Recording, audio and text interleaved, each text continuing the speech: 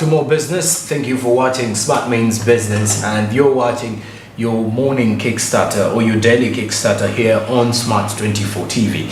Well, as we get into our SMB Insight this time around, we're looking at the program budgeting system. This is something relating around preparations for the national budget 2023-2024. And obviously, this is coming in from Ramathan Gobi, who is the Permanent Secretary to the Treasury from the Ministry of Finance, Planning and Economic Development, on what is going to be done to prepare us for the national budget, as there should be a better room for resource allocation. Let's get the SMB Insight as we return to discuss more about it.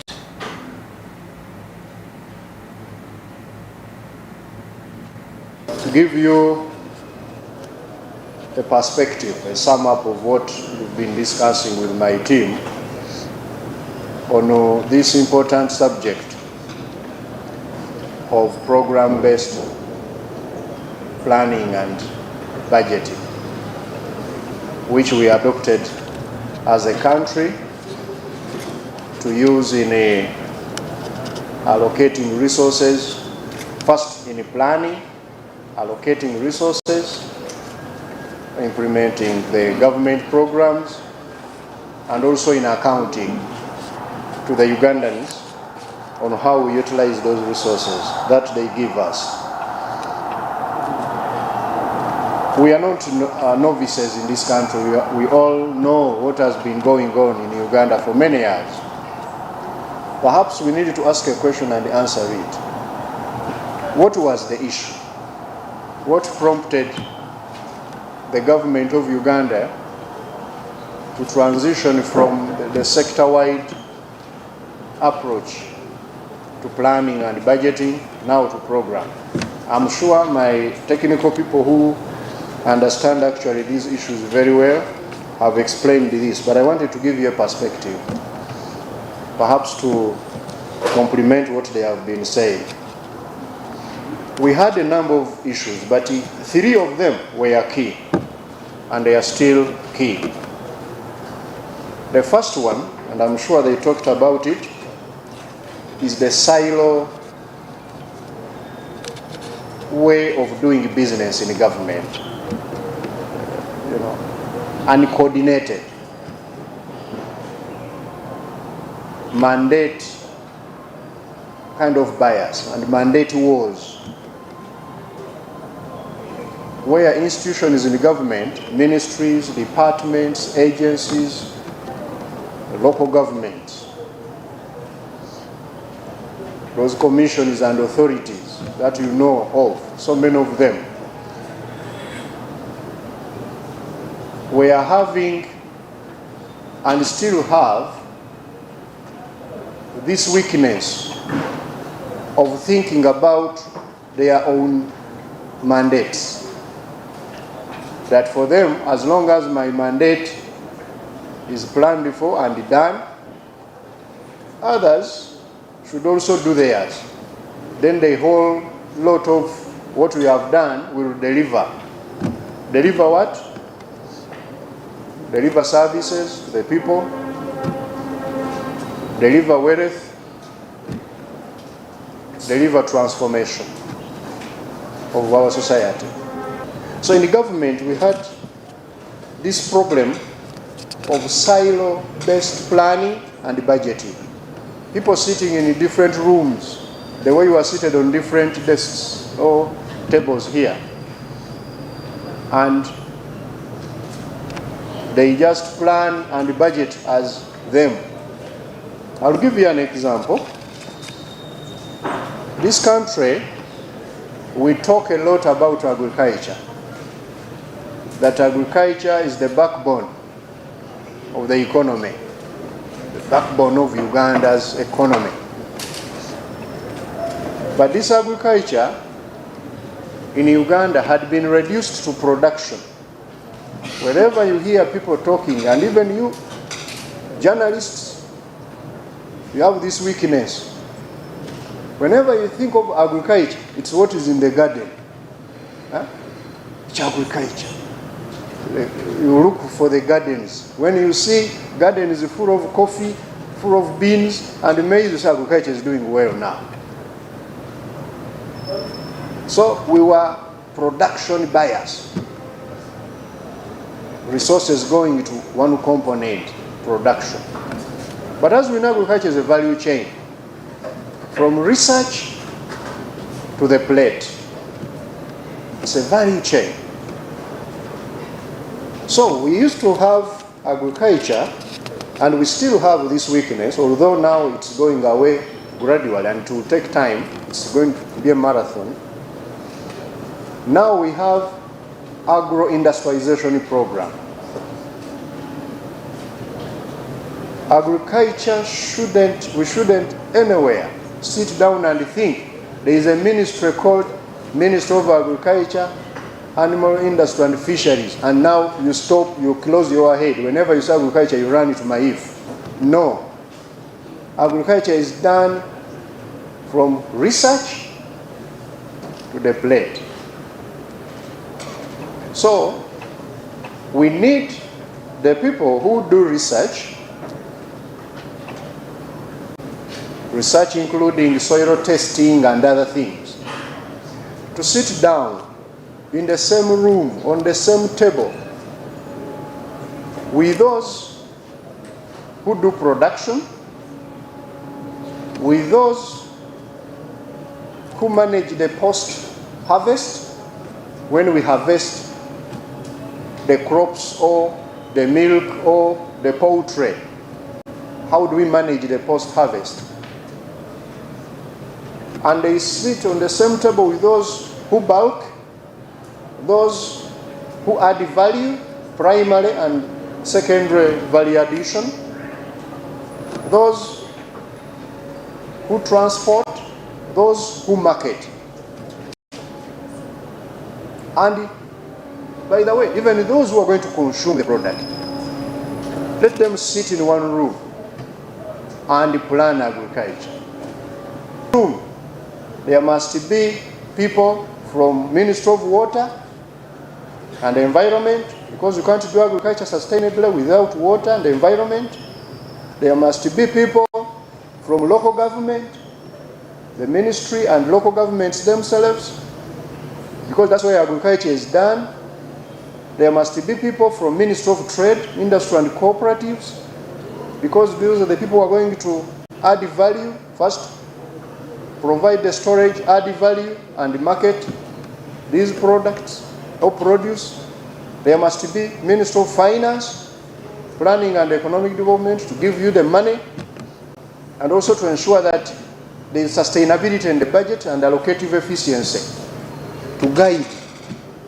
There must be people from governance and security, because you can't do agriculture when there is no security of both human beings and those agricultural produce. You hear in some areas where we have sorted out those issues of agriculture, people produce, then their food is harvested at night, or their animals are stolen. They will not be able to sustain farming if there is no security of that property. So we are saying now agro-industrialization should be whole government approach. Sit in one room, plan together, budget, such that you stop this tendency of saying, this is my budget, this is my mandate, my if, give me my money. I hear a lot of things. I see them. Sometimes big headlines. Finance has cut the budget of agriculture. Because for you, agriculture is production. What if the money has moved from production, because now it is being catered for in another way, and that money has now gone to first research and also to value addition and also to the parish development model, which is going to provide the finances for people Instead of someone sitting in Maif to procure, a procurement officer in Maif that is going to, in NADS, buy all the seed and start to take it to the farmers. Now the money, government has said, okay, you give it to the farmer to become the procurement office of himself. Perhaps there he will buy the best seed at a competitive price, and Maif provide the quality assurance of the seed, and we have given you a budget. So until you have a complete picture of agro-industrialization, please don't just look at one agency and you make conclusions. So that's the first major issue. There was silo mentality in government. It is still up there, it's still a problem, but people are beginning to realize that your well-being as an agency is relative to the well-being of others. Your capacity to deliver sometimes depends on the capacity of another sister agency to deliver. So when we are budgeting now, we look at a program, not just a component of what should be done. So we are taking away that silo mentality.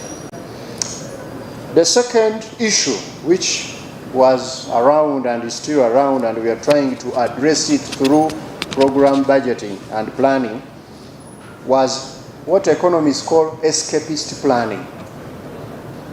In Uganda, we have been suffering from escapist planning. Escapist planning is where government promises in the plan what it can't pay for in the budget.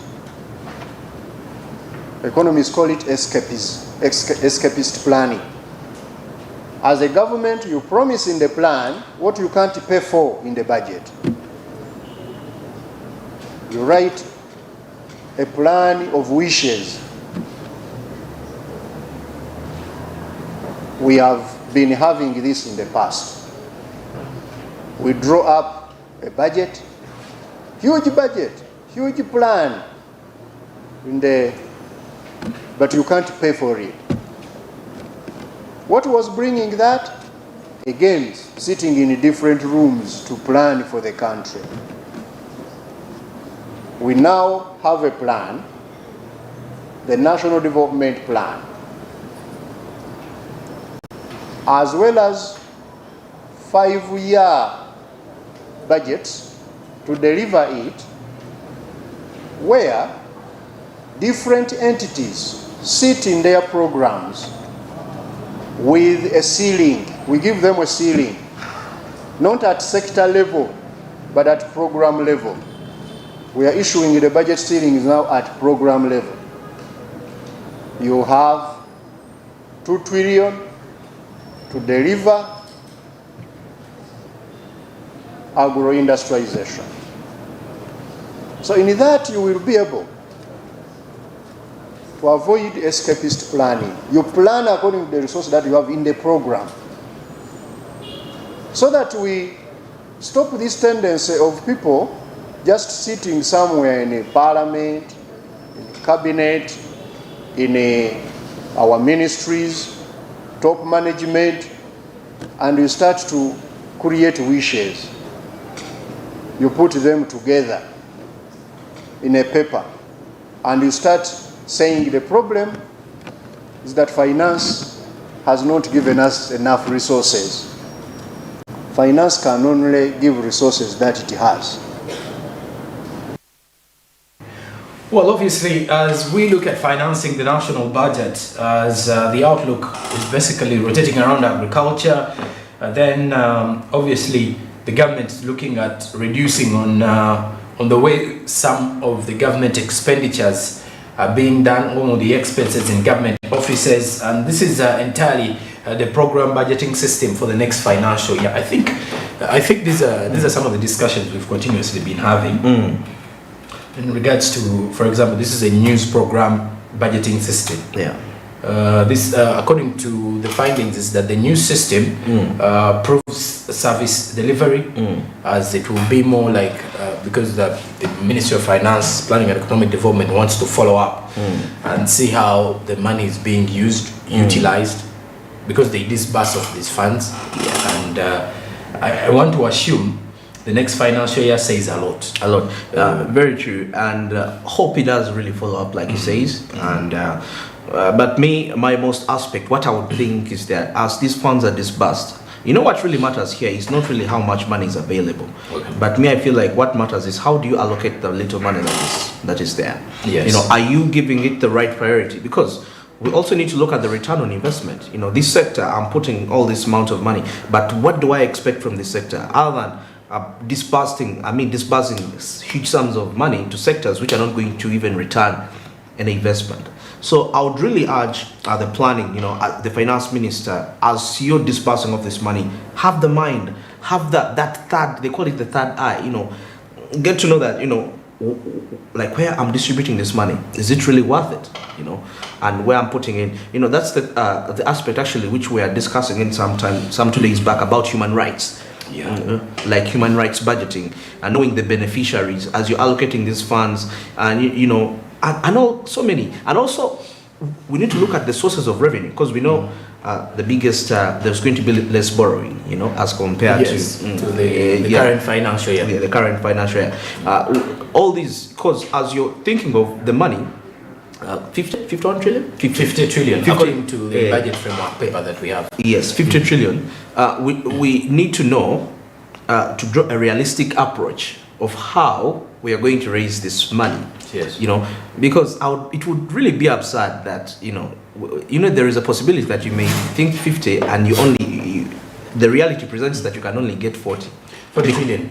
Yes, because normally the money we are supposed to use to fund this mainly has to come from the taxes Ugandans pay. Taxes, yeah. So the taxman has to continue with the tax mobilization, and then of course this is the money that government has to use to fund the project. So in case the money is not enough, this is when we get into the supplementary budget, where ministries continue to seek for the supplementary budgets to at least see that they continue with these projects, or they can at least be able to fund a given project in a certain ministry or in a certain sector. But by the look of things here, I think with the news program budgeting system, it does look like a program that has been laid, in my own point of view, a program that has been laid to at least see how the resource allocation for a better resource allocation, if I should say. We need to see or give, at least have feedback for how this money is being used. I think we've always had feedback, but this time around we need to see, because the budget this time around has not been overstretched like in the initial stages with budget cuts and everything. It is just a small addition, yes. So that means it is more like we are doing a study to see, is this the way to go if we are to start with our budget? Should we start looking at it this way? Should we stop over, spending on certain things that we can actually do in once in like 3 years or 5 years or everything? So I think this is more like looking back and trying to, it's more like a study. I should say an experiment, an experimental kind of budget, I should call it. In my view, is we want to see how things are done. It is more like we are taking it as an alternative, but as the only option we have to at least reduce on this kind of borrowing that we've been having. The public debt has been increasing. Yeah, which is okay, but sometimes I look to this aspect that if the taxman is the person that is supposed to raise this money for the budget, chances are high. No, it's us who are supposed to raise. The taxman is supposed to collect. I mean, we the citizens, the natives are the ones that are going to, give to the taxman to deliver to the state treasury, and then the state gives us back. Gives us, if really they do so. But with time, because now that means taxes are going to be increased. Definitely, that's what it means. If they're not increased, there is going to be a spread, like a wide range of taxes. Now, like recently when URA, actually it's going to be one of our points of discussion on ground about proposing now to start taxing mobile money agents. Yeah, before you know it, you see this new tax. Okay. They may not increase, But the fact that many new taxes are coming up, it's enough to increase your. You find that you're a citizen, but literally all your money, 50% of your money is going on taxes. So that means everyone is going to find a way of evading those taxes. And you know Ugandans are good at evading taxes. They are so professional. They run away from paying these taxes. Yes. So that might not meet the expectations, of the, so you find that all these aspects of saying budget cuts, all these things will be in vain. Because so even getting back to another borrowing. So to me, when I really look through all these aspects, it sounds like, because now URMX reports and you see that they have shortfalls of what they expect. I feel like it's a little bit unrealistic. Well, when from my point some of the civil societies, especially the private sector players, first of all applauded the Ministry of Finance for this move with the budget cuts and everything, because they believe at least that way it is going to be reducing. Because by most of the stakeholders in the in the private sector do believe, and most of the economists say borrowing has never been a problem. Yeah, it's okay. But how do we use these loans? I think that has been the only problem. So during this period of time, for this to be a for this to work out, I wish to say, is that we have to now start tackling different issues of implementation. Now that's the issue. Implementation. How does the money get on ground? What does it do? Because however much we cut the budget, when we've not solved the issue of the implementation point of view, whereby the money goes to the sectors and it's misused, then even with the small amount, like we know, most of the leaders that we do have are shameless at a point that they don't really care. There's a lot of selfishness in the way people do things in the country. Very true. So by the look of things is, today something happens, someone has been given the role of doing this and this, they'll first of all think about themselves. So that means before we look deeper into this, the only way for this to work out goes back to the implementation and making sure that those who are in charge of pushing for this agenda are also accountable. Exactly, and I think that's been Uganda's biggest challenge all the way from the years. All this coming up, everything. I mean, there are quite so many brilliant ideas that are put on paper now, like that budgeting system. They are really very, very, but implementation and follow up therein after. Because what really matters is, okay, you talked about this. How far have you gone? Okay, if you've not really gone to your projections, what is hindering you? Inform that the responsible people. Do you need more money? Do you need more labor? Do you need more people to execute that? I mean, I guess when we take that lane deliberately, but unfortunately, that is something which is not really working out. And it still comes back to the aspect of mindset of every person. I mean, if we don't deal with that aspect, because looks like implementation in Uganda is always going to be the issue. Meetings are always going to be there. Proposals are always going to be there. Government programs are always going to be there. To do all this, anything. Or even from the budget. I don't know. But because of implementation and follow-up, that's why it all dies. All right. Yeah. And obviously, our discussions regarding tax mobilization are coming up after the break with the on-ground. That is on-ground conversations rotating around a possible taxation on the mobile money agents. And obviously, this is not something that most of the business community is willing to take on that easily. But the taxman continues to set up more tax mobilization strategies to ensure that the economy will be funded. Economic stability and rejuvenation or recovery. Well, besides that, also remember you can recover your personal investment systems by investing in government bonds and other securities with Zabu, which is a platform by Altex East Africa. Remember, with this particular platform, all you need to do is use the USSD code *292#, follow the prompts, and quickly kickstart off your investment. Zabu says, my money, my future. Altex East Africa, do something new. Now, what something new can you do today?